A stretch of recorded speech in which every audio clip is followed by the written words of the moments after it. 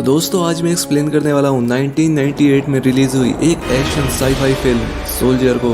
और दोस्तों इस फिल्म की कहानी काफी अच्छी है जो कि आपको काफी पसंद आएगी, तो बने रहिए इस वीडियो के आखिर तक। इस फिल्म की शुरुआत होती है 1996 में, जहाँ पर हम हॉस्पिटल में कई सारे बच्चों को देखते हैं। अब यहाँ पर एक आदमी बच्चों के साइड में 1A लिखा हुआ एक बोर्ड रखता है। अब जिन बच्चों के पास में A1 का बोर्ड रखा गया था उन्हें एक खास प्रोजेक्ट के लिए चूज कर लिया जाता है और इस प्रोजेक्ट का नाम एडम प्रोजेक्ट था। इसके बाद हमें 5 साल बाद का समय दिखाया जाता है, जहाँ पर हम इनके ट्रेनर को देखते हैं जिसका नाम सैलून होता है, जहाँ पर वो इन्हें बताती है कि एक सिपाही तब तक बात नहीं करता जब तक कि उसका सुपीरियर सिपाही उससे बात करने के लिए ना कहे। एक सिपाही कभी रहम नहीं दिखाता क्योंकि रहम कमजोरी है और कमजोरी मौत होती है। एक सैनिक का परिवार उसकी सेना है और सबसे ज्यादा खुशी तब मिलती है जब वो अपने ऑर्डर का पालन करते हैं। अब समय ऐसे ही बीतता जाता है और अब ये सभी बच्चे 8 साल के हो जाते हैं, जहाँ पर इन्हें बताया जाता है कि एक सिपाही जंग के लिए जीता है और जंग ही उसका असली लक्ष्य है। इसके बाद टाइम दिखाया जाता है 2013 का, जहाँ पर ये बच्चे 17 साल के हो चुके थे और इनकी हार्ड ट्रेनिंग अब खत्म हो जाती है। जिसके बाद एक टैटू मशीन से इनके गाल पर इनका नाम और इनका नंबर लिखा जाता है। जिसके बाद ये सिपाही एक जंग के लिए जाते हैं और इसी तरह से धीरे धीरे ये सब सिपाही काफी सारी जंगें लड़ते हैं। और अब ये सिपाही 38 यानी 38 साल के हो चुके थे। अब एक बार फिर से इन्हें एक और वॉर के लिए चुना जाता है जो कि अलग अलग शहरों में चल रही थी। और तब ये सिपाही उस वॉर में सभी को मार कर आते हैं। और अब इन 6 शहरों में चलने वाली लड़ाई करीब 2 साल तक चलती है, जहाँ पर ये सिपाही अब 40 साल के हो जाते हैं। और ये साल था 2036। इस समय इनका युद्ध चल रहा था चांद पर, जिसे कि the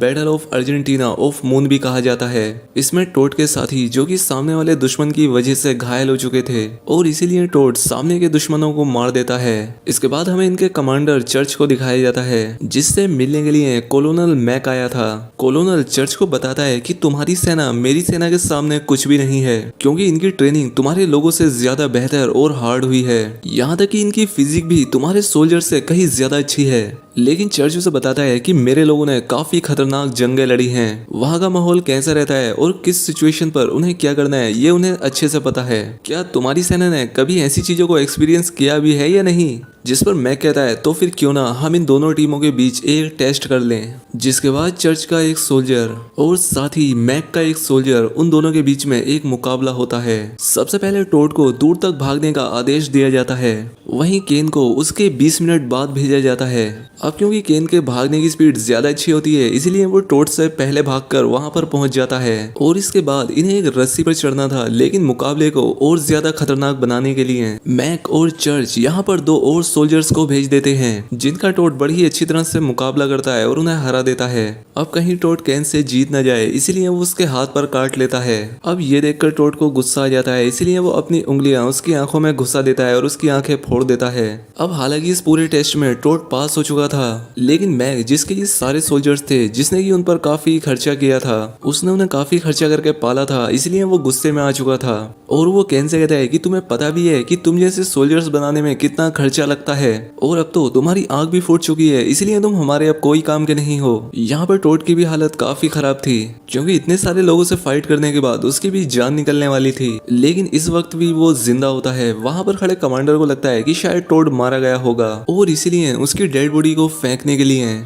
P-376 waste disposal ship के अंदर उसे डाल दिया जाता है। जिसके बाद उन सभी बॉडीज को आर्केडिया प्लैनेट्स पर फेंक दिया जाता है। जिसके थोड़ी देर बाद टोड को होश आता है और वो देखता है कि वहां पर थोड़े और लोग अभी भी जिंदा हैं। तभी वहां पर एक जोरदार तूफान आता है, जिसकी वजह से टोड नीचे गिर जाता है। जहां पर हम देखते हैं कि उस प्लेनेट पर तो एक पूरी दुनिया बसी थी। इस टाइमलाइन के लोग जहां पर कचरा फेंक देते थे, वहां पर तो इस वक्त काफी सारे लोग रहते थे। अब क्योंकि टोड का शरीर काफी अच्छा था और वहां पर रहने वाले लोग काफी दुबले पतले थे, वो हाइट में भी काफी कम थे। वो टोड को देखकर घबरा जाते हैं, जिस पर उनकी लीडर हॉकिंस कहती है कि डरो मत, वो सिर्फ अकेला है, इसलिए वो हमारा कुछ नहीं बिगाड़ सकता। हॉकिंस का मानना था कि ये जरूर कोई सोल्जर होगा और ये अपना रास्ता भटक गया होगा, जिस वजह से ये यहाँ पर आ गया है। लेकिन चलो कोई नहीं, अब ये हम में से ही एक है। जिसके बाद ये सभी लोग मिलकर खाना खाने लगते हैं। तभी वहां पर एक आदमी आकर टोड से पूछने लगता है कि क्या तुम कोई भगोड़े तो नहीं हो, क्योंकि यहाँ पर कोई भी सोल्जर बेवजह नहीं आता और तुम्हारे चेहरे का ये टैटू बता रहा है कि तुम एक सोल्जर ही हो। आखिर तुम अपनी टीम के साथ क्यों नहीं हो, तुम यहाँ पर क्या कर रहे हो? जिस पर टोड कहता है कि मुझे रिप्लेस किया गया एक बेहतरीन सिपाही के साथ। खैर अब इसके बाद टोड की मुलाकात वहीं पर रहने वाली सेंट्रा नाम की एक लड़की से होती है, जो कि उसे बताती है कि जब 12 साल पहले हम लोग धरती से चले थे तो उस वक्त हमें नहीं पता था कि हम लोग यहाँ पर गिर पड़ेंगे। जब हमारा प्लेन क्रैश हुआ था तो काफी सारे लोग मर गए थे और जब कुछ साल बाद यहाँ पर डंपर्स आकर कचरा गिराने लगे तो हमें पता लग गया कि हमारी मदद के लिए यहाँ कोई नहीं आएगा। तब हम लोगों ने फैसला किया कि हम सबको ही एक साथ मिलकर इस बेकार सी जगह पर रहना होगा। खैर इस जगह पर एक बात ये अच्छी थी कि इस बेकार जगह के लिए कोई भी लड़ाई नहीं करेगा, क्योंकि दूसरे प्लेनेट्स पर तो जगह और अच्छे घरों के लिए लड़ाई चलती रहती है और तुम्हें देखकर लगता है कि शायद तुम लड़ाई में अच्छे हो और ऐसा भी हो सकता है कि तुम्हें लड़ाई पसंद भी हो।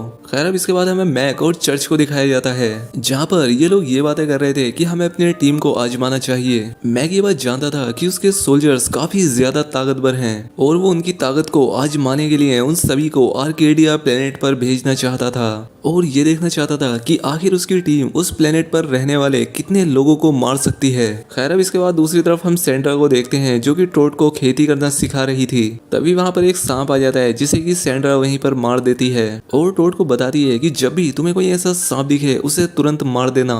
इस सांप ने एक बार नेथन को काटा था, जिसकी वजह से वो अब बोल नहीं पाता। खैर अब दिन ऐसे ही बीतते जाते हैं और क्रिसमस का दिन आ जाता है। यहाँ पर सभी लोग क्रिसमस का दिन सेलिब्रेट कर रहे थे। तभी टोड को अपनी पुरानी बातें याद आती हैं कि उसकी ट्रेनिंग किस तरह से हुआ करती थी, उसने कितनी सारी जंगें लड़ी और कितने लोगों को मार दिया और अब इसीलिए वो अपनी ट्रेनिंग करने के लिए चला जाता है। वो जब बॉक्सिंग बैग पर बॉक्सिंग कर रहा होता है तभी वहाँ पर जिमी नाम का एक लड़का आता है और उसे गिफ्ट में एक स्कार्फ देने लगता है, लेकिन टोड को लगता है कि शायद वो कोई दुश्मन है और उसे जान से मारने के लिए आया है। ये सारी चीजें वहाँ पर खड़ी हॉकिंस भी देख रही थी। खैर अब इसके बाद टोड सोने के लिए चला जाता है, लेकिन उसके सपने उसका पीछा नहीं छोड़ते। उसके सपने उसे ये बताते हैं कि एक सिपाही जो कि अपनी जिंदगी जंग के लिए कुर्बान कर चुका होता है, उसे दोस्त या परिवार की जरूरत नहीं होती है। लड़ाई उसकी दोस्ती होती है, सेना उसका परिवार और कमजोरी उसकी मौत होती है।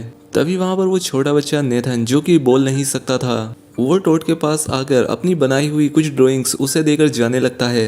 तभी वहाँ पर वही सांप आ जाता है, लेकिन टोड खुद उस सांप को ना मारकर नेथन को जूता देते हुए कहता है कि ये लो जूता और उस सांप को मार दो, क्योंकि अगर तुम खुद की मदद नहीं कर सकते तो तुम किसी की मदद नहीं कर पाओगे। लेकिन इसी वक्त यहाँ पर मैस और सेंड्रा आ जाते हैं और वो टोड को भला बुरा कहने लगते हैं और कहते हैं कि ये तो सिर्फ एक बच्चा है, भला ये सांप से कैसे लड़ सकता है। ये बात इनके पूरे शहर में फैल चुकी थी, जिसके बाद यहाँ पर एक मीटिंग बैठाई जाती है। यहाँ पर हॉकिंस उससे कहती है कि देखो हम तुम्हारे दुश्मन नहीं है, लेकिन तुम्हारा जो रवैया हम लोगों के लिए है उसमें बिल्कुल भी अपनापन नहीं दिखता, इसलिए मैं चाहती हूँ कि तुम हमारा ये शहर छोड़कर कहीं और चले जाओ। जिसके बाद हॉकिंस टोड को कुछ हथियार देती है और इस प्लेनेट से दूर जाने के लिए कहती है।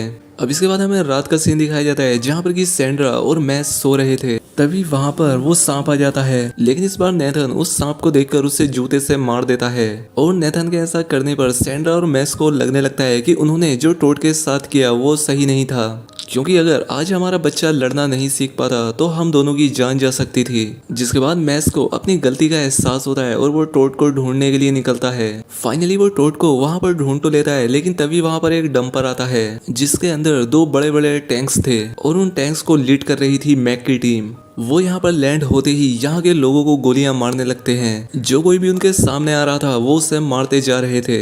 इस गोलीबारी में मैस की भी एक टांग टूट जाती है, जहाँ पर वो टोड से कहता है कि तुम मेरी वाइफ और मेरे बच्चे का ख्याल रखना और तुम ही हम लोगों की आखिरी उम्मीद हो। और अब टोड को भी गुस्सा आ चुका था, जिसके बाद वो अलग अलग ट्रैप्स बनाता है और उन सभी यहाँ आए सोल्जर्स को एक एक करके जान से मारने लगता है। अब इस बीच यहाँ पर काफी सारी गोलीबारी भी होती है। वहीं सेंड्रा अपनी कॉलोनी के बच्चों की जान बचाने के लिए उन्हें एक सेफ जगह पर छिपा देती है और दूसरी तरफ टोड की उन कमांडोज से जंग चालू थी। वो यहाँ पर बहुत सारे ट्रैप्स बनाकर कई सारे सैनिकों को मार देता है और इसके बाद उनकी वैन में बैठकर जिस वैन में केन बैठा था उसे एक जोरदार टक्कर देता है। जिसके बाद वो भागकर सेंड्रा के पास आता है और उसे बताता है कि हमें जितना जल्दी हो सके यहाँ से निकलना होगा, क्योंकि कॉलोनल मैक अगर इस टीम के साथ यहाँ पर कामयाब नहीं हुआ तो वो यहाँ पर अपनी और भी ज्यादा टीम्स भेजेगा। लेकिन इतने में ही कैन फिर से खड़ा हो जाता है और अपनी पावर को बूस्ट करने वाली कोई दवाई पीता है, जिसके बाद उसकी फाइट होती है टोड के साथ। और ये जो फाइट थी ये इस मूवी की सबसे बढ़िया फाइट होती है, जहाँ पर ये दोनों soldier hand to hand combat कर रहे थे। लेकिन क्योंकि टोड को ऐसी जंग का ज्यादा अच्छा एक्सपीरियंस था और इसलिए वह हेलीकॉप्टर के पंख से कैन को वहीं पर जान से मार देता है। ये सब देखकर दूर बैठे प्लेनेट में मैक को गुस्सा आ जाता है और वो अपने बचे हुए सैनिकों से कहता है कि तुम जो बॉम्ब लेकर आए थे उस बॉम्ब से इस पूरे के पूरे प्लेनेट को ही तबाह कर दो। लेकिन टोड ऐसा नहीं होने देना चाहता था और जिस डंपर में ये सारे सोल्जर्स इस प्लेनेट पर आए थे, टोड यहाँ पर रहने वाले सभी लोगों को उस डंपर में बैठा देता है और उनसे कहता है कि हमें जितना जल्दी हो सके यहाँ से निकलना होगा।